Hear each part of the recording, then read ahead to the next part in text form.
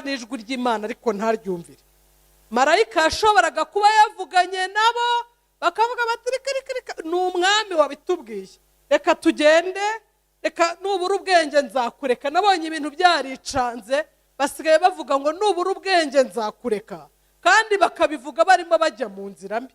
Umwuka w'umwami Imana yari yamaze kuvugana nabo. Rugeri Ndinda nk'uko nabibabwiye, ndi umukristo wo muri ADEPR Gatenga, Kicukiro, Kagarama, kandi nta nubwo ndi n'umushyitsi muri uru rugo, ahubwo numva ndi umusangwa. Imana ibaha umugisha ko mwampaye ikaze, kandi Imana ibaha umugisha ko mwaje mu nzu y'Imana. Tugiye gufatanya rero ijambo Imana yampaye, ni ijambo riri kumfasha nanjye, niryo tugiye kuganiriraho. Turi mu minsi 10 yo gusaba umwuka wera, ko turi abapantekote. Nigeze kumva umuntu yigisha ikintu numva kinkoze ku mutima, aravuga ngo umwuka wera ntabwo akora ku by'umwuka gusa, ahubwo yaje ajya akora no ku by'umubiri. Haleluya, haleluya. Mbese ntabwo umwuka wera ari kwa kundi abantu bavuga mu ndimi gushya gusa, twuzura umwuka wera tumere gutya, ahubwo umwuka wera arafatika. Haleluya, arafatika, kuko iyo yinjiye mu buzima bw'umuntu hari ibintu byinshi ajya akoramo. Rero ko tumaze iminsi twiga, nishyizemo ko mu minsi mumaze hari ibindi mwize. Hari ijambo tugiye kuganira dusoma hano muri Zaburi ibice 32. Some muri Zaburi ibice 32 ku murongo wa 8. Zaburi ibice 32 ku murongo wa 8. Niba mwahageze dusome. Ndizera ko mu minota mike tugiye kuganira hari ikintu muri bwunguke ku bijyanye n'umwuka wera. Imana ishimwe.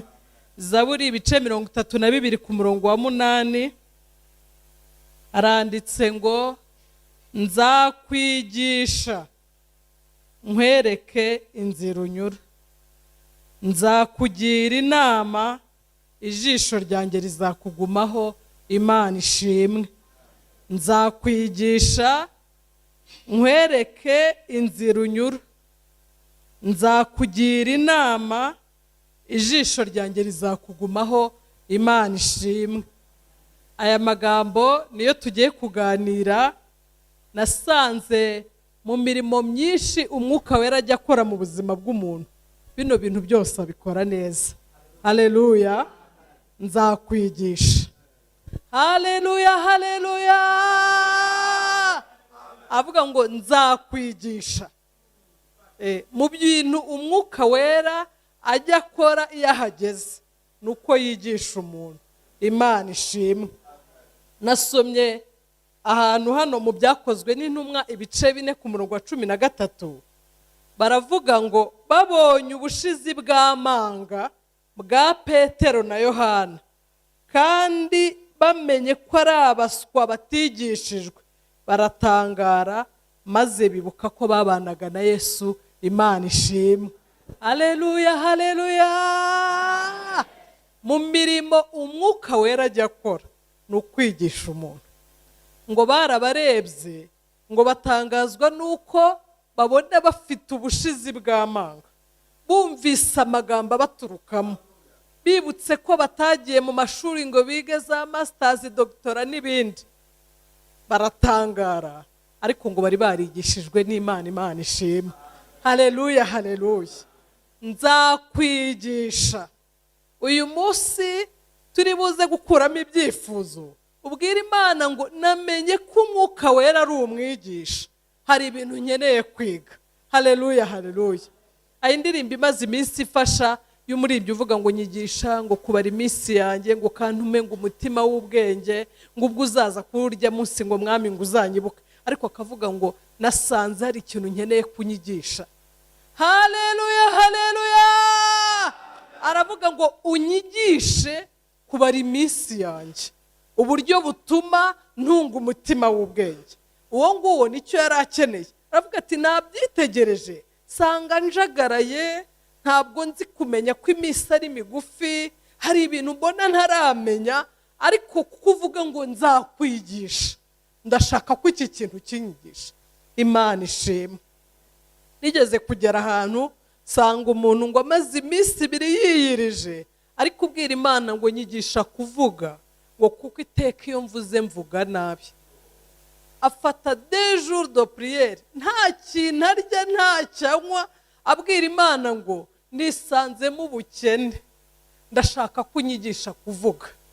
Iteka iyo mvuze mvuga nabi, njya mpubuka, nyankora ibintu ntagombye gukora, nkaza kubyicuza, ariko ubwo namenye kuri umwigisha, nyigisha. Nakavuga ngo nzakwigisha. Haleluya, haleluya. Iri jambo ryarafashije. Ni Imana ijya yigisha umuntu. Umuntu akakubwira ati jewe narashatse, nibona mu buryo ntazi, ariko Umwuka Wera yanyigishije uko urugo ndujera biremera. Haleluya. Akakwigisha igihe cyo kuvuga n'igihe kitari cyo kuvuga, akakwigisha igihe cyo gusubiza n'igihe kitari cyo gusubiza, akakwigisha igihe witonda n'igihe, mbese mu mirimo Umwuka Wera akora. Icyo ngicyo mucyumve, nzakwigisha. Niho ribuze kumva uvuga uti nkeneye kwiga Mwami. Hari ahantu twatangiye tuvuga ngo numva Yesu anyemeza ko mbuze imbaraga. Noneho hahandi mbuze imbaraga, Umwuka Wera arimo agenda akoza agatoki, niho turi buze kubwira Imana ngo nyigisha. Haleluya, haleluya. Nyigisha kubana n'abantu, buriya ntabwo mbizi. Aho ngeze iteka haba ibibazo, ariko wanyigisha kubana n'abantu. Sinjye mbiteka ari jye ikibazo, ahubwo nkabana nabo mu mahoro byashoboka. Nanjye ubu hari ibyo ndi bubwira Imana ngo binyigishe, namenye ko uri umwigisha mwiza. Imana ishimwe. Haleluya. Nzakwigisha. Icyo ni icyambere. Hakaza icya kabiri, nkwereke inzira unyura. Ako murumva Umwuka Wera adafatika. Nzakwigisha, nindangiza njye nkwereka n'inzira ukwiriye kunyura. Imana ishimwe. Nasomye ahantu muri Yohana ibice 16 ku murongo wa 13, baravuga ngo uwo Mwuka w'ukuri naza, ngo azabayobora mu kuri kose, ngo kuko atazavuga kubwe, ahubwo ibyo azumva ari byo azavuga, kandi azababwira ibyenda kubaho. Ariko bakavuga ngo nzakwereka inzira ukwiriye kunyuramo. Imana ishimwe. Nasomye hano muri Matayo ibice 2, ni ahantu ngo abantu bari bamenye, ngo abanyabwenge ngo bari bamenye ko Yesu yavutse, ariko ngo batazi ahantu yavukiye. Kubera kuyoba, ngo bajya kuyoboza ku mwami Herode. Baramubaza bati twumvise ngo umwami abyumvise. Nasomye ijambo rintera ubwoba. Umurongo wa 8, Matayo 2 umurongo wa 8, havuze ngo abanyabwenge bagiye kuramya Yesu yavutse, ngo ariko babariza aho batagombye kubaza. Ngo umwami arababwira ngo nimugende, nimumubona muze mubimbwire ngo nanjye njye kumuramya. Mu by'ukuri se yashakaga kujya kumuramya?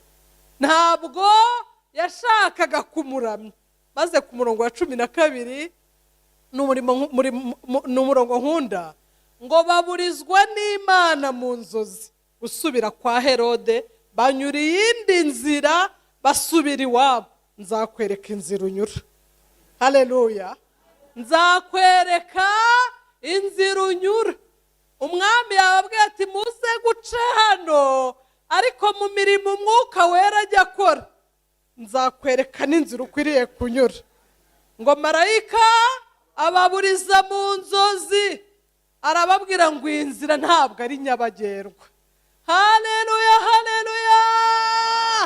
Ababwira ati inzira si nyabagendwa, nzakwigisha, njye nkwereka n'inzira ukwiriye kunyuramo. Uriya akantu kajya kaba kabazo, uriya bashoboraga kuvuga bati no, nubwo twarose ariko umwami yatubwiye ngo tuze kuhanyura. Ijwi ry'Imana rirasobanutse. Marayika w'umwami Imana arababwiye ati ahantu nimuhanyure, ariko ikintu kitwishe muri ino minsi nuko umuntu yumva n'ijwi ry'Imana ariko ntaryumvire. Marayika yashoboraga kuba yavuganye nabo bakavuga bati reka ni umwami wabitubwiye, reka tugende, reka nubura ubwenge nzakureka. Nabonye ibintu byaricanze, basigaye bavuga ngo nubura ubwenge nzakureka, kandi bakabivuga barimo bajya mu nzira mbi. Umwuka w'Umwami Imana yari yamaze kuvugana nabo, arababwira ngo nzakuyobora inzira ukwiriye kunyuramo.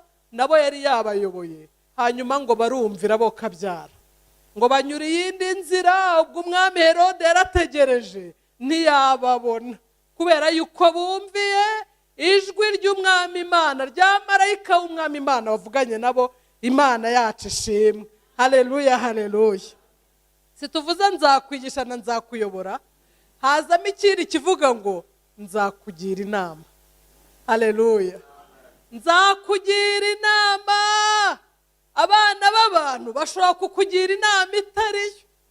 Hari aho ugera buri wese agakurikiza logike ze, akakubwira ati nuku nguku bimeze, ariko iyo ari Umwuka Wera wakugiriye inama, kuko we abivuga avec experience, aba afite ahantu yabikuye, ngo ibyo azumva ngo nibyo azavuga, ngo kandi azababwira ibyenda kubaho. Imana ishimwe.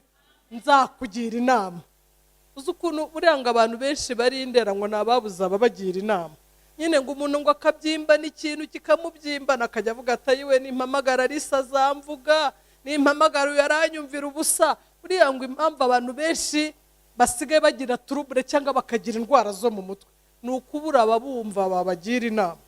Ariko Umwuka Wera akavuga ngo iki? Nzakugira inama. Haleluya, haleluya. Ntabwo azakumvira ubusa, azakugira inama. Ntabwo nje gutanga ubuhamya, ariko hari umunsi namugishije inama byashobeye. Ndamubwiye nti dore imbere yanjye haje ibintu bibiri kandi byose bifite imbaraga, ariko ndagushima ko bije ndi imbere yawe. Ese byashoboka ko ungira inama y'icyo nafatamo kizatuma nticuza? Nkamubwira nyine arafatika. Haleluya. Namubwira ntibyashobeye, buri muntu ari kungira inama ye, ariko ndatinya kuzakorwa n'isoni.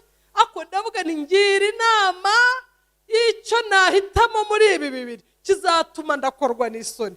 Impamvu ndiko bivuga nuko uwo munsi yabigenje neza. Haleluya, haleluya. Ahitamo ikintu ntanatekerezaga ko ari cyo yahitamo, ariko ngiye kubona mbonye ibisubizo bikivuyemo, ndavuga ngo Uwiteka yagendanye nanjye. Imana ishimwe. Nimumere Imana icyubahiro. Haleluya, haleluya. Nzakugira inama. Imana ishimwe. Nasomye muri Bibiliya umuntu Umwuka Wera yagiriye inama. Ndimo ndabakundisha Umwuka Wera. Haleluya. Nasomye muri Matayo igice cya 1 umurongo wa 18. Haravuga ngo nyina Mariya yari yarasabwe na Yosefu, ariko kuko yari ataramurongora babona afite inda y'Umwuka Wera. Umurongo wa 19. Umugabo we Yosefu kuko yari umukiranutsi. Ariko nibi nabikunze, ako uza ahantu Bibiliya itangira umuntu ubuhamya, mu kumwandika bakamusurinya bakavuga bati uyu muntu yari umukiranutsi. Ibi bintu ni byiza n'ukuri. Haleluya, haleluya.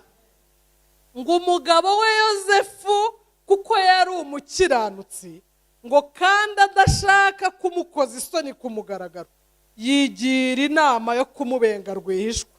Umurongo wa 20. Akibitekereza, marayika w'Umwami Imana amubonekera mu nzozi ati Yosefu mwene Dawidi, witinya kurongora umugeni wawe Mariya, kuko imbuto imurimo ari iy'Umwuka Wera. Haleluya. Nzakugira inama hahandi byagushobeye. Gusa urabona bitari byamushobeye. Ibaze wasabye umukobwa, nta nubwo mwigeze mugwa mu cyaha cy'ubusambanyi, ugiye kubona ubona inda iragaragara. Urumva atarafite ikibazo? Ntabwo wowe nzi icyo ufite, ariko hari ahantu umuntu agera agakenera inama y'Umwuka Wera kugira ngo atazagera imbere akicuza. Ariko ikindi kintu nakundiye Umwuka Wera, ngo akibitekereza nta n'umuntu arabibwira. Haleluya, haleluya. umwuka wera ajya amenyera kuri ibyo twibwira tutaranabivuga, kuko Imana idukunda akaza akavuga ngo nabimenye, ngo akibitekereza gusa umwuka wera aba yabibonye. Ngo marayika w'umwami Imana amuga ati Yosefu mwene Dawidi, humura witinya, nta kibazo, komeza inzira, nzakuyobora inzira ukwiriye kunyuramo, nzakugira inama. Iyo agisha inama abantu bari bumubwire bati tu ibyawe byararangiye, ariko amenya ko yavuganye n'Imana. Iyoborwa n'Imana hari n'igihe ufata imyanzuro abantu babona ko wasaze, urumva se batari bwumve ko yasaze, ariko yamenye ko yavuganye n'Imana. Haleluya, haleluya. Iyo yavuganye natwe turabimenya, kuvuga uti nakumvise, abajya avuga ngo wi papa ndakumva nyine akaba yabyumvise, akavuga turavuze ndabyumvise, ni wowe uvuganye nanjye, Imana ishimwe, nzakugira inama.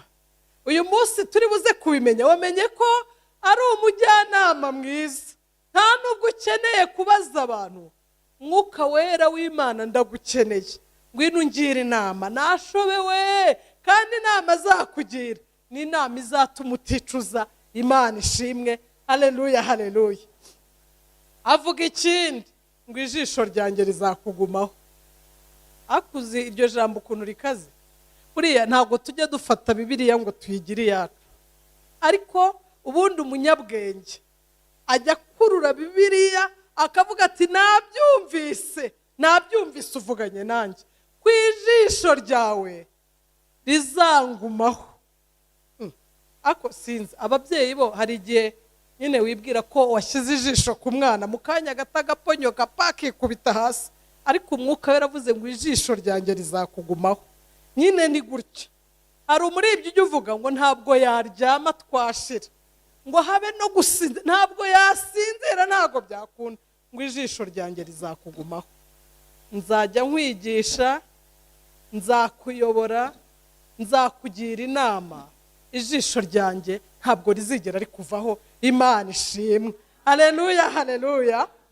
Yesu ajya gusubira mu ijuru, Yohana 14:16 yaravuze ngo nanjye nzasaba Data, nawe azabaha undi mufasha ngo kubana namwe ibihe byose. Imana ishimwe, uwo nguwo ni we Mwuka wera. Yesu ajya kugenda yaravuze ati ntabwo mbasize nk'imfubyi, ahubwo nzaboherereza undi mufasha wo kubana namwe. Hari igihe twibwira ko turi twenyine, ukajya uhamagara Imana nk'iri mu birometero, kandi yaravuze ngo ngewe ubwanjye nzabana namwe, nzaboherereza undi mufasha wo kubana namwe ibihe byose. Imana ishimwe, haleluya, haleluya. Uwo nguwo azaza abe muri mwe, azajya ababwira ibyenda kubaho, azajya abafasha mu kaga. Torero muhumure, ntabwo turi twenyine. Haleluya, haleluya. Ntabwo nzabasiga mwenyine, ahubwo nzazaho muri mpabi. Imana ishimwe. Mwuka wera ni imbaraga z'Imana ziba mu bizera. Haleluya, haleluya. Muskuru birayavuze, biravuga ngo nibishoboka ko abatizera bamuhabwa. Ntabwo umwuka wera yaza gutura mu buzima bw'umupagani. Oya, barabinyigishije, numva ndabyumvise. Ni umwuka wera, ni Roho Mutagatifu, ni Holy Spirit. Kubera ko yera, ntabwo yajya mu kintu cyanduye, ajya mu kintu cyejejwe. Imana ishimwe, haleluya, haleluya. Baratubwiye ngo ni nk'uwafata amata, ntabwo amata wayasuka mu gikombe kitogeje. Igikombe kirabanza kikozwa, hanyuma none ugasukamo amata. N'umwuka wera atura mu mitima yejejwe, ariko wakwemera ko atura muri wowe, uriya ngo afite inshingano ikomeye, ngo yo kuzatumurikira Imana Data. Haleluya. Buriya ari inaha nka marene. Haleluya, haleluya. Ngo ari inaha nka Marene ashinzwe kunyoza no kuntunganya. Haleluya. Buriya Marene aba afite akazi gakomeye, ni ukujya kumfasha no gushaka ibishyingiranwa. Haleluya. Ashinzwe kuzamurikira Imana Data nsa neza, nejejwe, nambaye umwenda wera, kandi ntwaye n'ibishyingiranwa. Imana ishimwe. Haleluya, haleluya. Mwuka wera wafite ubushake, ahubwo ikibazo ni twebwe. Ikibazo ni twebwe, kubera yuko we yiyemeje kukuyobora no kukwigisha, ariko uremera kwigishwa. Hari abantu badakunda kwigishwa. Mwuka wera akakubwira ngo maze iki kintu ntuzongere kugikoraho, gacya mu gitondo ukongera ukagikoraho.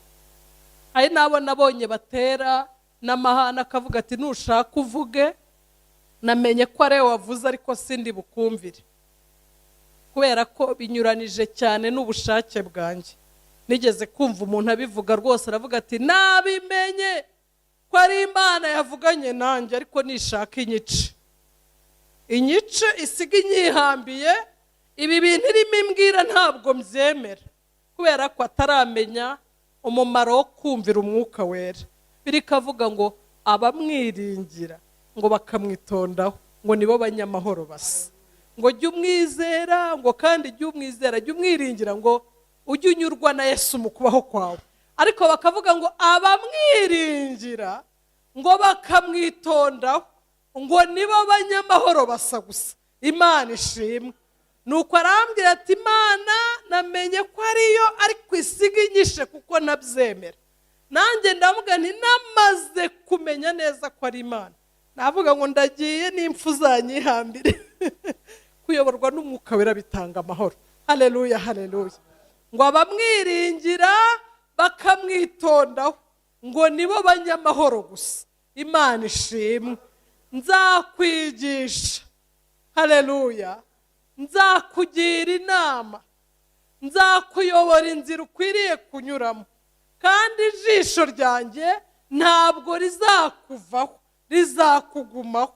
Ikibazo ni cya kindi Bibiliya ikavuga ngo nuko ngo ntimugateze ngo umwuka w'Imana agahinda. We iyo akubwiye ati tugende ukanga, ntekereza ko buriya ahantu umwuka wera atandukane n'umwuka wa Satani, Satani washyiramo ingufu tugende, akajya gutwara asa nk'ugukurubana. Ariko umwuka w'Imana we ngo nimwituze, wakwemera wazabona amahoro, wabyemera wazagubwa neza. Ndi umuyobozi mwiza, ndi umugwaneza, ndoroheje, abanyiringira nibo banyamahoro gusa. Ese wakwemera ko nkuyobora? Wakwemera ko nkwigisha? Nigeze kumva story y'umwana ngo se yabwiye ati wa mwana wicara, ngo umwana aravuga ati papa nubwo nicaye ariko ndahagaze. Hari n'igihe abantu babana n'Imana gutyo, akahaba ameze nk'umuntu uhora ukubita ibipfusi, utemera kuyoborwa. Ariko muzi ukuntu biravuga ngo nk'uko umuyaga uhuha aho ushaka, ukumva guhuha kwawo, ngo niko ngo n'uwabyawe n'umwuka amera. Donc iyoborwa n'umwuka wera uroroha. Haleluya. Buriya pasiteri agize nk'umugisha, itorero ryose rikaba ryuzuye umwuka wera. Ariko urumva umuntu umeze nk'uko umuyaga uhuha aho ushaka, ubuzima bwaba bworoshye. Tugende nitugende nyine, nta bintu bikocagurana bihari. Ni ubuzima bw'umwuka burimo amahoro. Haleluya. Ngo abamwiringira bakamwitondaho ngo nibo banyamahoro basa. Abantu buzuye umwuka wera nk'uko umuyaga uhuha aho ushaka, ukumva guhuha kwawo, ngo niko n'uwabyawe n'umwuka amera. No muri iyi nzira y'agakiza, iyo wemeye kuyoborwa n'umwuka wera birakorohera. Ako uzi kubaho utumvira Imana kandi udashaka kuva no mu rusengero, mbese urwana nabyo. Ndemeye, ndanze, ndaje, nyine ni gutya. Ariko ijambo ry'Imana riravuga ngo Yesu ajya gusubira mu ijuru, yaravuze ngo sinzabasiga mwenyine ahubwo nzabohereza umwuka wera. Azaza aje gukora iki? Aje kunyigisha, anyigishe kubara, anyigishe kwitonda, anyigishe kwandika, anyigishe kwambara, anyigishe kuvuga, anyigishe ububaha Imana. Ntabwo twebwe tubizi, ariko yemeye kwigishwa n'Imana, ugenda ubimenya gake gake. Imana ishimwe. Nigeze kumva umudamu ambwira ati rwose ubu ngewe nta na experience y'urugo narinzi, ariko umwuka wera yagiye anyigisha uko bitwara mu rugo, anyigisha kuganduka. Ntabyo nigeze mbona iwacu, agenda anyigisha. Kandi iyo wigishijwe nawe, ngo barababonye baravuga ngo aba bantu babanaga na Yesu. Haleluya. Kandi kubana nabo bivuga iki? Nuko bahoraga bumva ibyo ababwira. Imana ishimwe. Haleluya. Kubera kubana na Yesu bamenyaga ibyo abandi bantu batazi.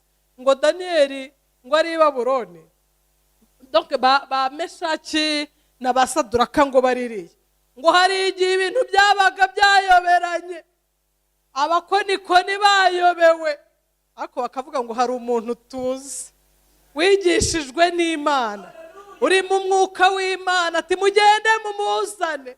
Ni umuntu wigishijwe n'Imana. Imana ishimwe.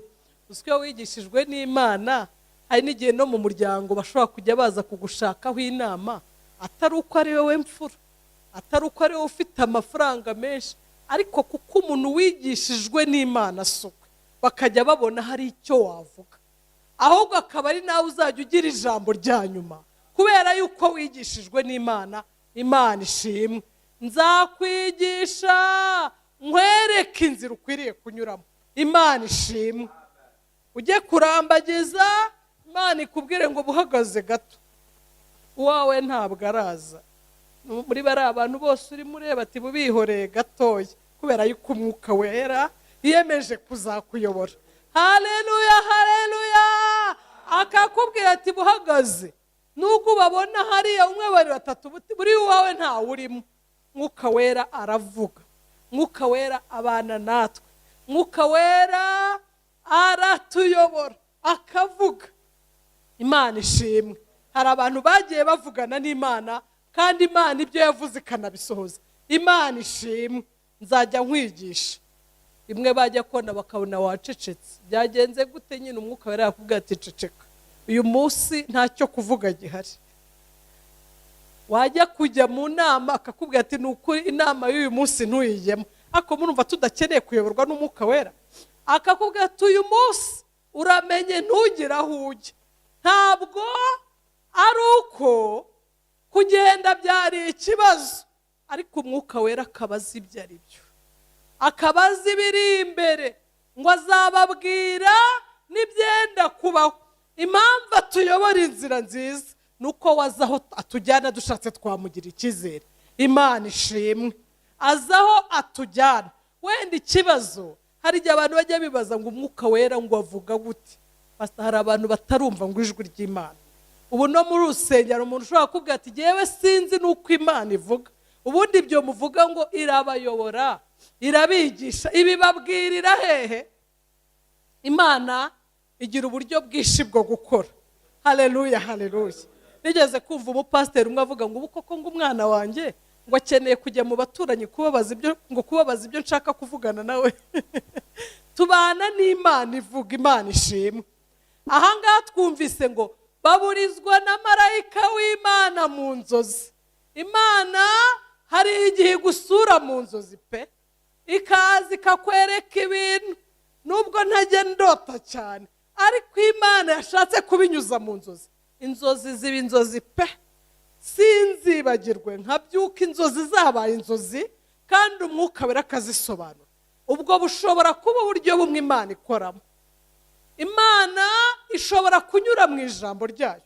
Bibiliya bajya bavuga ngo nibwo buhanuzi butavangiye, ukaryumva we ukavuga uti Imana ivuganye nanjye ndabyumvise. Imana ishobora kunyura no mu bahanuzi, Imana ishobora kunyura no mu iyerekwa, ariko Imana igira uburyo bwinshi ivugana n'abantu bayo. Ariko noneho ku mwuka wera ni n'ibintu bisanzwe. Buriya iyo umuntu amaze gukizwa, umunsi nakire Yesu nk'umwami n'umukiza, n'umwuka wera ahita aza muri jyewe akajya avuga, ari hagarara. Hari n'igihe njya mara kuvuga nk'ikintu nkumva araneguye, sinzi niba ari igihe bibaho. Ni ukuri hari igihe anegura akambwira atari kurarengereye we, utyo nyine ntabwo umwuka wera ari kure. Hari igihe mara kuvuga ye wari kurarengereye we, nguvuze ikintu utagombye kuvuga, avuga ni sorry mbabarira koko ndarengereye. Umwuka wera abana natwe kuruta abandi bantu bari kure cyane, nkabyumva nayo we ni koko ndarengereye, cyangwa akagira ubundi buryo akora nkumva mbuza amahoro akabura, nkavuga ni habaye iki se kandi? Iyo abuze ndahagarara nkavuga ni karabaye, nkoze iki se kandi? Ndarebye se uyu muntu se mushubije uko ntagombaga kumusubiza, ariko nakwicara natuza nkaza kumva icyo Imana yashakaga kuvugana nanjye. Wenda ndimo ndaforsa ibintu ntagombye gushyiramo imbaraga, ndimo ndinjira mu bintu ntagombye kwinjiramo, hanyuma havuga ni mwuka wera mbabarira. Muri ibyo aravuga ngo umwuka wera ngo yaje ngo sinshobora gusigara nk'uko ndi. Iyo ahageze hari ibintu ahindura muri wowe, Imana ishimwe. Sinshaka ko tumara umwanya wo gusenga. Twavuze imwe mu mirimo y'umwuka wera, ko umwuka wera azatwigisha. Ni igiki ukeneye ko umwuka kwigisha? Uriya umuntu ajya mu ishuri kubera yuko yumva hariho icyo akeneye, ariko numva nanjye nkeneye ko umwuka wera anyigisha. Hari aho nzi niyizi intege nke zanjye, ariko mu buzima bwo hanze uriya nta muntu ujya wiga ngo arangize. Bavuga ngo umuntu ahora yiga kugira ngo ahora amenye. No mu by'Imana nta muntu ubimenya byose ngo abisoze, ahubwo uko ugenda utera imbere. Hari korasi ivuga ngo nyegeze imbere Mana ngo ngere mu mabanga, ngo noye kwama mu mubiri. Uko ugenda utera intambwe wegera Imana niko ugenda ikwigisha. Haleluya. Muri ibyo aravuga ngo ingeso wa mubi yanyanduje ngo nizishaka kubyuka ngo uzirimbure uzice. Uko ugenda wegera Imana ugenda uhinduka nka Yesu. Haleluya. Ngo nutumbira Yesu ngo uzaba nkawe, ngo bose bazamenya kubana nawe bareke ubugome bitabe Yesu. Uko ugenda umwegera, bajya bavuga ngo niba ngukura ngo utaganiriye na so ngo ntumenye icyo sogokuru ngo yasize avuze. Donc uko ugenda wegera Imana niko ugenda umenya ubwenge bw'Imana, umenya ubwenge kwitonda, umenya uko uvuga, umenya uko ukora. Ngo barabarebye ngo babona ngo ni abantu batize mu buryo busanzwe, ariko bamenya ko babanaga na Yesu. Arakwigisha, akakwigisha uko abakobwa bambara, akakwigisha uko umugabo ukijijwe yitwara mu rugo. Bajya bagira akavuga ati ibyo byose uyu muntu ntiyarasanzwe, kuko twasomye hano ngo Yosefu ngo ko yari umukiranutsi. Waba umukiranutsi utarigishijwe n'Imana ntabwo bishoboka. Nta nubwo waba umukiranutsi utayoborwa n'umwuka wera. Tujye gufata umwanya mwiza wo gusenga. Ngiye gusaba pasiteri anyegere, nanjye ndumva nifuza ko iyi mirimo twavuze y'umwuka wera ayikorera muri twebwe, anyigisha. Numva ngishaka kwigishwa we, ku buryo uzajya ndeba azajya avuga ngo uyu muntu yabanye na Yesu. Haleluya, haleluya. Avuga ati uyu muntu yabanye nawe utaragira n'icyo uvuga. Avuga ati uyu muntu afite ubwenge bw'Imana. Twaramwitegereje dusanga ntavuga nk'abakobwa b'iki gihe. Uzi ko hari naho ugera utaranavuga ngo Yesu ashimwe ndi umurokore, ariko akavuga ati ibyo byose uyu muntu hari ikintu twamubonanye. N'iki se nuko wigiye ku birenge bya Yesu, ukaba ubana nawe, ukaba warize kuvuga, ukiga kwambara, ukamenya ubwenge. Naho waba nta za masters na doctor ufite, ariko kuko wabanye na Yesu akaguha ubwenge. Imana iduhana umugisha mu izina rya Yesu. Tugiye guhagurukira imbere y'Imana, niwe wumva icyo wabwira Imana. Ntabwo nzi icyifuzo ukuyemo. Mwuka wera warashaka kukuyobora, ariko najya kubwira ngo tugende ujye woroha, ntugakomere ngo wikomeze. Uvuga uti ndi hano Mwuka wera, aho uzantegeka niho nzajya, kuko menye kuri umuyobozi mwiza. Mu izina rya Yesu Kristo, amen.